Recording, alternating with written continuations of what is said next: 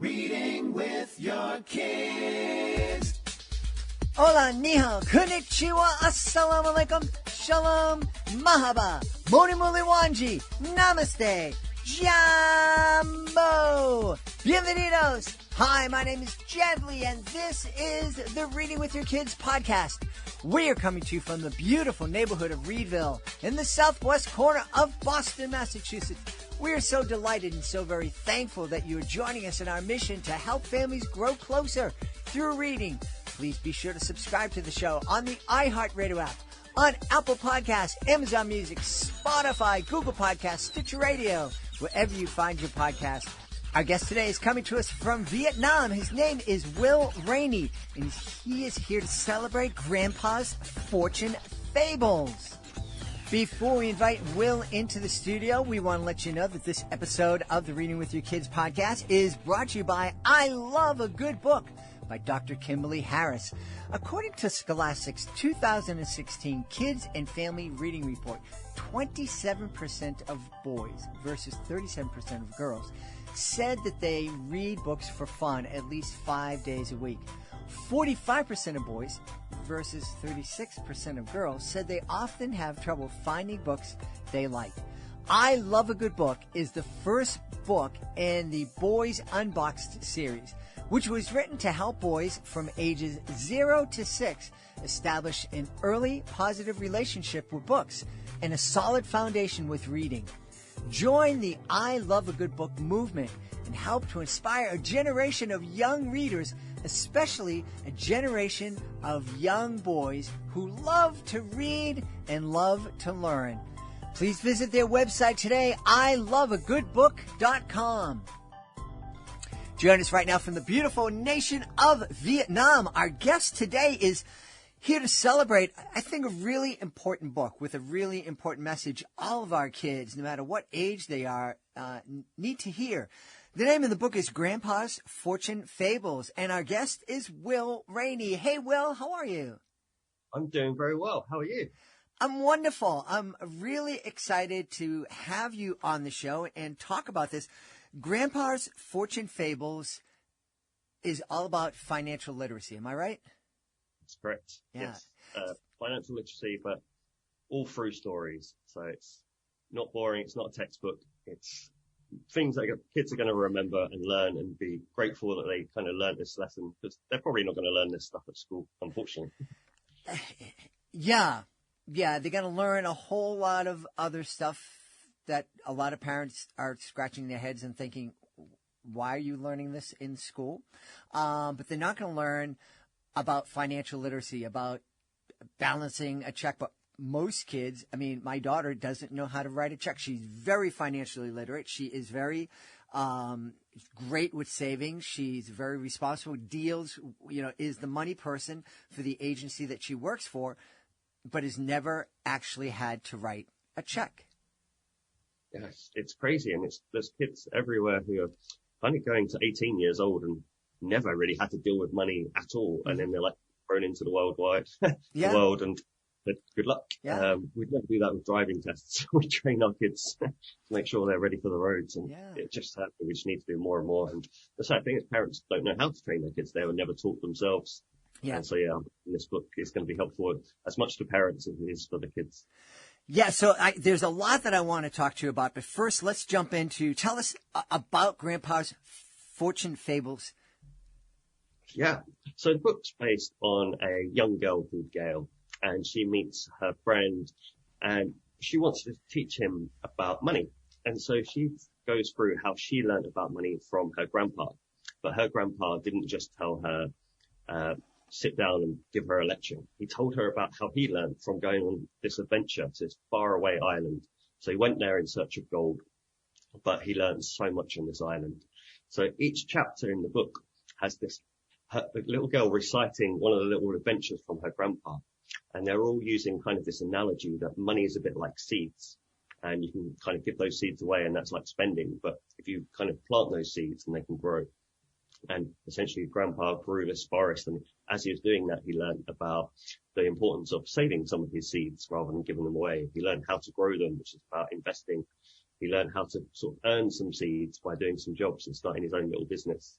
And he learned about charity and helping others as well. And so it's all done in these kind of analogy stories to help Gail share and learn what she's doing with her money. So she says, like, this is the adventure my grandpa went on, and this is what I learned, and this is what I'm doing. So kids can read it, have a fun story about grandpa, but also see how the little girl is kind of learning about money from a young age, and doing something pretty much different from most other children out there in terms of looking after her money. You know, you're so true. It's so true when you're talking about kids aren't learning these messages, and for a lot of different reasons. And I imagine there might be a parent out there thinking, oh, my kid's 5, 6, 7, 8 years old. I don't need to talk to them about money right now. The reality is, yes, you do, for a lot of different reasons. But the bigger reality is that there are people talking to your kids about money right now, and they're not giving your kids a good message. Talk about some of the pressures kids are dealing with these days when it comes to money.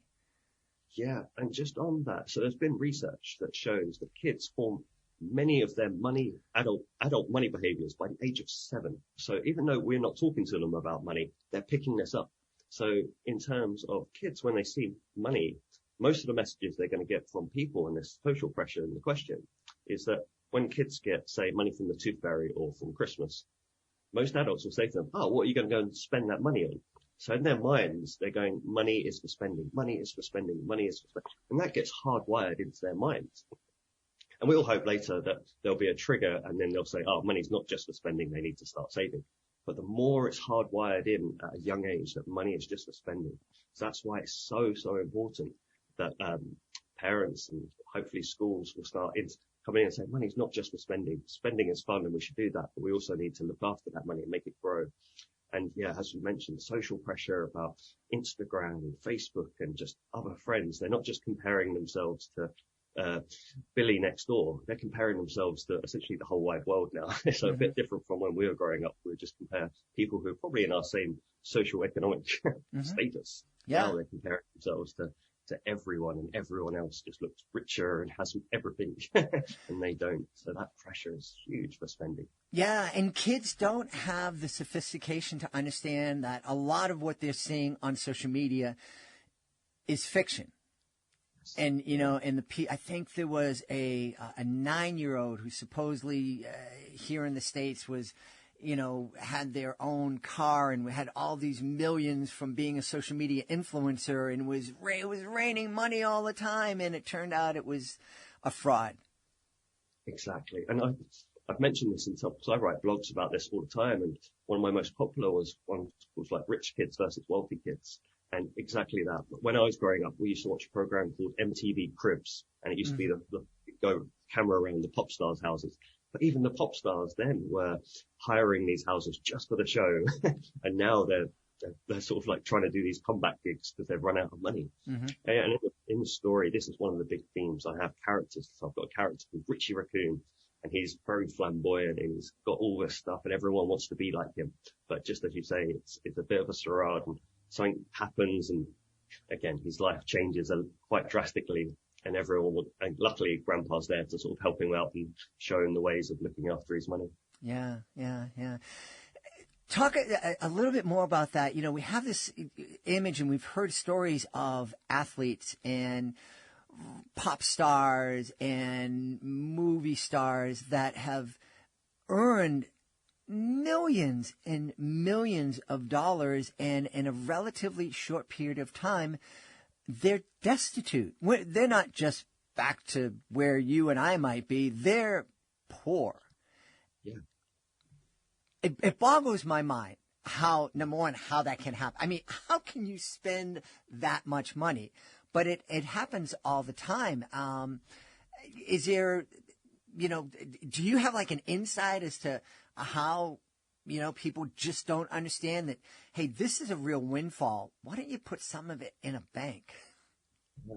And it's the key bit is people don't look into the future. We're terrible at doing that. Not just those people, just generally everyone is really poor at looking into the future and saying what's going to happen. So when you're earning all this money at the start, you just think you're getting all these seeds, as I used in my analogy. You just think you're always going to have them coming in, and therefore you live your life based on that. And clearly if you're earning, say, 1 million in a year, just spending, I don't know, 10,000 here and 10,000 there doesn't seem like a lot, but it's the small things that add up. And people, they start using debt because people say, oh, you've got lots of money, you're earning lots, you can borrow lots. And they're like, oh, brilliant. And they don't understand that because they're never taught. And soon, once that money stops, when they stop becoming a pop star or a sports star, they then realize that they've got all these extra expenses. They've got a big house, which they've paid for, but all the expenses of running a big house, the debts, the servicing, just they don't appreciate because it's kind of done in the background for them. And this is why it's so important that we teach our kids to look into the future and think about, if you get these seeds, plant them and see your trees grow into the future. And kids know that trees don't grow overnight and they want to see this kind of financial forest. It's those who have this financial forest or fortune forest, as Grandpa calls it in the book, that they're the ones that are going to be financially healthy and wealthy. But the thing is, you don't get to see those forests. I don't know how big your forest is. You don't know how big mine is. And as we can't see each other's forests, we can't compare each other. You might have the nice car and the biggest house, but if you've got no forest, a bit like these pop stars, there's no point in me comparing. Whereas I might have a Honda Civic, but I've got a nice forest that's producing seeds for me whilst I sleep. And I know which position I would rather be in. I think that's just a really, really important lesson for kids. That is a super important message for kids, helping kids understand that, yeah, the big flashy car, the big flashy house with the escalator that runs up and down and all that other kind of nonsense, in the long term, it's probably not going to be there. Whereas, the person who's living in the modest house with the modest car and the modest lifestyle is probably saving some of that money, growing that forest so they can live comfortably, hopefully with, if the world doesn't turn upside down, for the rest of their lives.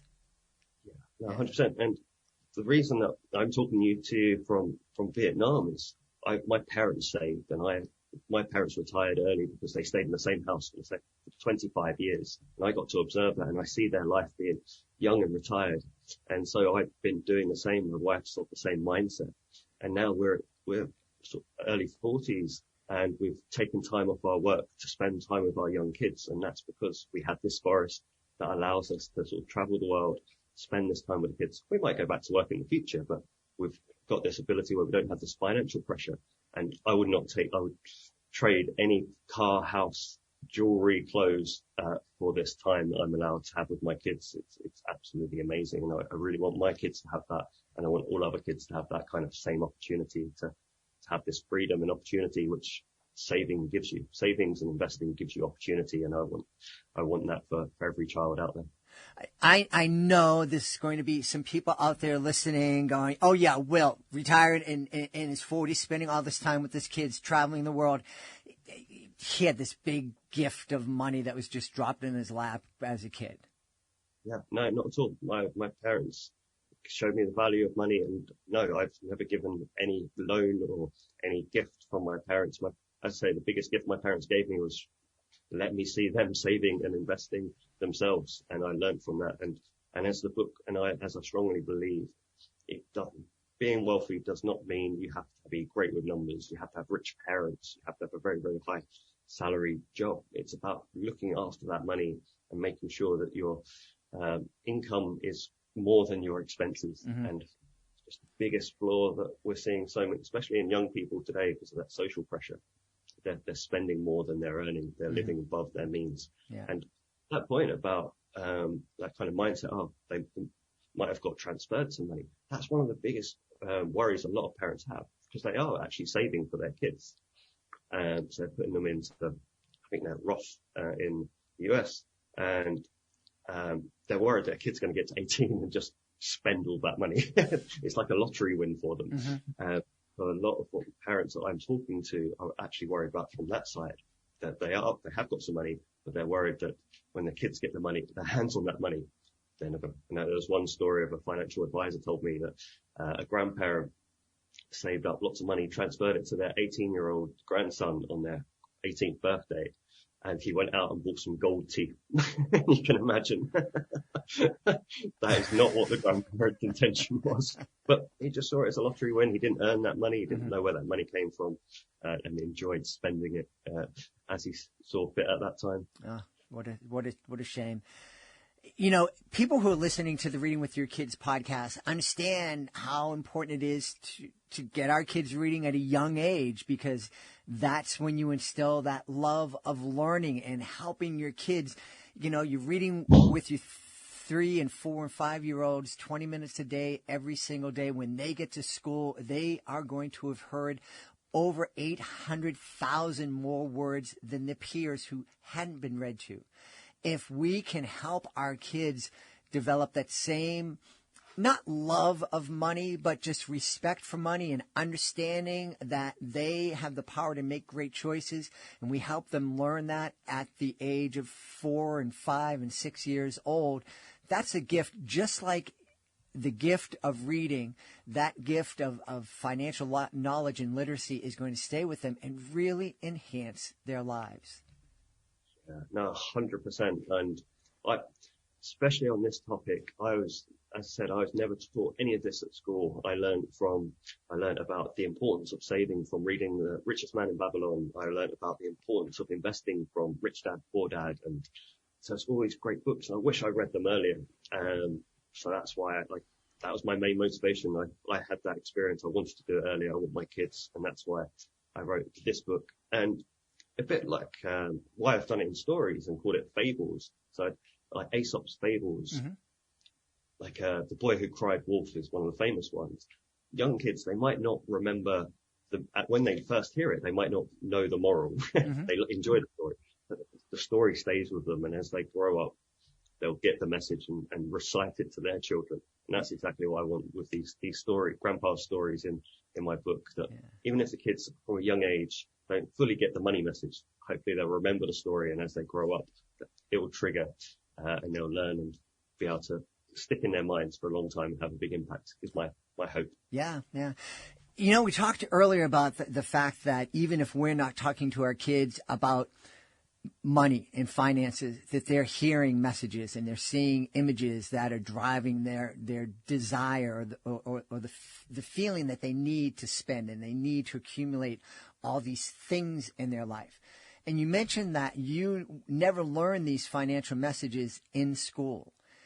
Well, I know that our kids are hearing messages about finance in school, and it's not the right message. At least here in the States, the message that most kids are hearing from a very young age is, you have to go to college. You have to go to the best college. And right now, here in Boston, where there are literally, you think supply and demand. We have the supply of colleges here. We literally have at least 3 dozen universities here in the city of Boston, and they are all over $70,000 a year.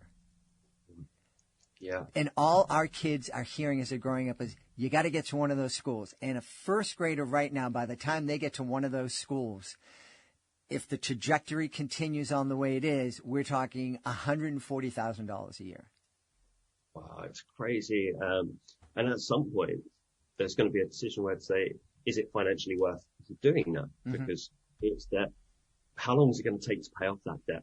Are they going to get a job that's going to justify having that amount of debt? Are you going to get the reward for it? And I hope more and more families look at that. But also, children are never learned about what's another route to take when growing up. I was never taught about starting my own business. It never came to my mind. I'm only doing it now in terms of helping parents teach their kids about money. But I would have loved to have learned about that at school, because some kids have just got a natural talent for it.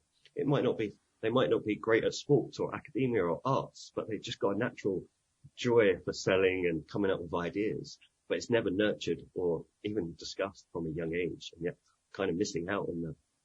So some kids might be great going to college, but they might also be amazing starting their own little business from a young age. Yeah. And I think those are the kind of key lessons, again, not taught in schools, and hence why I learned that from a book, and I want kids to learn that from a book. Yeah. But the main point there is that even if kids do go to college, they've got to be so aware of the debt and how that's going to grow over time. It's not just, it's 140 when they go to school. It's a lot more in that. Because of that. It's going to grow and grow and grow, and helping children understand just how big that's going to grow. So they have appreciation. It's not 140. It's more probably going to be like 300, if not more, by the time they pay it off. Yeah. And I think that can just trigger about how they're going to look after their money and hopefully save up more when they're younger. Think about how much debt they want to take on and making sure they pay it off as soon as they possibly can. Yeah.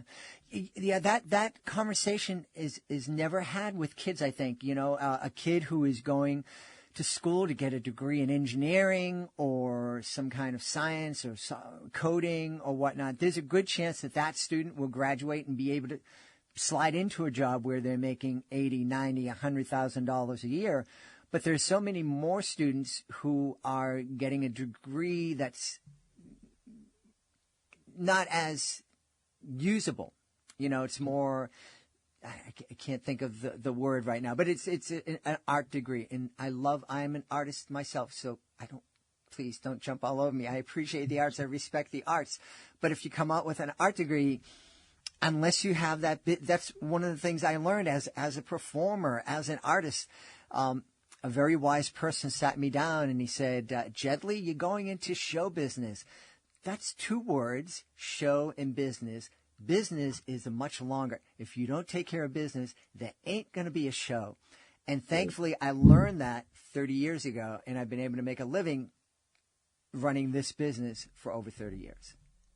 Fantastic. Yeah. And I think it's just giving that insight, and you're so lucky to meet that person and get that wise words. And that's what we need every child to hear those words and understand that importance. And I'm just hoping that my book is going to help some parents and some children get those kind of key messages. I say reading books help change my whole life. And I hope other books, not just mine, changes other kids' books. So yeah, huge kudos for you and spreading the word about kids and books. I think it's so important. And, you know, another controversy that's happened, and you might not be aware of it because it's a recent development here in the States, but there was a particular governor's race here in the States, and the incumbent governor made the mistake of saying, parents, you really don't deserve a voice into what your kids are learning at school. So let's leave it to the teachers. And parents, yes, I know. He's no longer the governor of that state. And, you know, and his opponent came in and said, no, parents, I'm with you. You should be involved. And the reality is, we as parents, we are our kids' first and most important teachers. And the education that we think our kids need to be getting, if it's not happening in school, we can make it happen through books like Grandpa's Fortune Fables and all the other books that are out there. There's something that you're passionate about that you want your kids to learn. Don't wait for somebody else to teach them. Find a book and teach them yourself. 100%. And especially on this topic about money, because I've loved seeing that more and more schools are starting to introduce financial literacy into the classroom, because that brings more knowledge. But kids, money and being good at money is about actions and making sure that you get into the habit of saving every time you get some. And so it's so important that they have this continuous kind of reinforcement. That needs parents or carers or guardians to be giving some allowance and helping them save a little bit of that allowance or save up for something, or putting that money away in a bank account or an investment account. But also, it's so important. Imagine if a kid goes to school, learns something about money, and then goes back home and sees the parents doing something completely opposite. And that could be very, very confusing. So it's got to be the parents who got to take that time to kind of educate themselves a little bit so they can do it with their kids. And I think that's what I love so far about the feedback I'm getting from the book, is that parents are reading it with their kids and they're doing it together and learning together. And it's just heartwarming when I hear those kind of stories. Yeah. So if a parent is out there listening and they're a young parent, they may be in their early 30s, maybe mid 30s, and they're struggling and they're listening to you talking about, I'm retired early, or semi-retired, I'm able to travel the world with my kids, spend this really quality time with my kids. They throw up their hands and like, I didn't do that, and it's too late for me right now. Is it too late for those folks? So it's never too late to start saving. I know we all have this pre-program that we all work until we're 65 and then the pension or retirement fund will look after us. But it's not, even if you're in that age group, and if you start to save a little bit more now, you can have those more opportunities. You might not be able to retire at 45, for example, but you can definitely change and have more time and more freedom, less worry about debts, less still opportunities to go see the world. I think that's with your children, with your family. So it's never too late. And plus, once you start doing that, you get control. And I find the saddest bits where people go into debt and they say, oh, it's too much for me now. There's no point in even trying. And I just think, no, but you don't want to live your life not in control of your future. And I think taking that time, even if it's now, no matter how old you are, even if grandparents are listening to you can make sure you can look after that money and take back control. And that gives you peace of mind. And that's where happiness in my mind comes from, is having that control and opportunities. Yeah. Well, I'm not sure, but because we've had over 1,200 episodes of the show, so I'm not positive that you are our first guest from Vietnam. But if you're not, you're the second or third. Tell me, what's it like being a Brit living in Vietnam? It's absolutely amazing. The people here are so friendly, so happy. So as I'm talking to you, I'm looking over rice paddy fields and I can see water buffalo splodging around in the mud. It's amazing. We go around on little scooters and bicycles. But yeah, no, the food here is amazing. And the people are just so curious. So they love the fact that we're tourists here, and well, not tourists, but we've been here 2 years now. But they just want to learn from us, to understand the world outside of Vietnam, because many of them haven't had the opportunity to travel. And it's been so great for my kids to see a different world. As I say, we were in London, and then we were in Hong Kong. So I lived in a world of kind of abundance, obviously big buildings and cars, etc. To come here and see a different way of life and see how happy people are, is a fantastic experience. So yeah, love it. Definitely recommend everyone come visit. So you're getting your kids are getting a chance to meet people and see that, wow, you don't need that big house and big car and to be really happy. And being happy is pretty important. Yes. Yes. Money does not have to. My kids play with other kids, and there's a little stream outside our house, which goes to the rice paddies, and they just make paper origami boats and race the boats down the thing. And it's no money. Everyone's just they're there for hours. And that's just a bit like my childhood, when I used to go have that freedom and didn't have all these fancy toys. And you just kind of and the kids here don't have the opportunity to have lots of fancy toys. But yeah, I've never seen happier kids. So I think it's such a great thing for my children to witness. That's wonderful. Well, I know people are going to want to know where they can go to find out more about Grandpa's Fortune Fables and find out more about you. Perfect. So my book's on Amazon, but my website is bluetreesavings.com. And so it's a platform, financial education platform, to help parents teach their kids about money. So I write articles every week that cover a different money topic to help parents read it and then have either stories or ideas to help educate their kids about money in a fun, engaging way. Awesome. We've had a great time speaking to the author of Grandpa's Fortune Fables, Will Rainey. Hey, Will, thanks so much for being with us. Thank you so much for having me on the show. I really enjoyed that. Please be sure to join us for the next episode of the Reading with Your Kids podcast. Our guest will be our friend, Dr. Terrence Shipman. He's returning to celebrate his latest kindergarten chronicle. It's called The Field Trip. That's the next episode of the podcast. Hey, I want to thank the folks who made today's show so wonderful. Of course, I want to start by thanking our guest, Will Rainey. Please be sure to check out Grandpa's Fortune Fables. Also want to thank our sponsor, I Love a Good Book by Dr. Kimberly Harris. Go to iloveagoodbook.com. Also want to thank my team, Alejandra Doherty, Fatima Khan, Rory Grady. I want to thank my beautiful wife for all the support she gives me. Most of all, we all want to thank you. Thank you so much for taking the time to join us today. And as always, thank you so very much for taking the time to make the world a better place by reading with your kids. I'll be looking for you in the next edition of the Reading with Your Kids podcast.